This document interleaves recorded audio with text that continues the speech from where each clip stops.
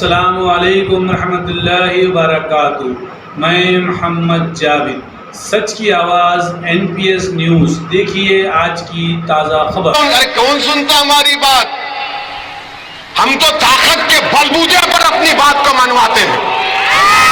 ये जो मजमा आज बैठा हुआ है, ये पैगाम दे रहा है TRS को भी, BJP को, कांग्रेस को भी। ये पैगाम दे रहा है और ये बोलते हैं कि नहीं, इन ऐसा कर रहे, इनकी वजह से तेलंगाना में हिंदू खतरे में है। अरे तेलंगाना में अगर कोई खतरे में है तो तेलंगाना के BJP के लीडर्स परेशान हैं कि अब क्या होना है, क्या कर सकते। अच्छा, हम बार बार, मैंने आदिलाबाद के जलसे में भी बोला, ये अमित शाह बोलते आके, क्या बोलते उन्होंने, स्टेयरिंग व्हील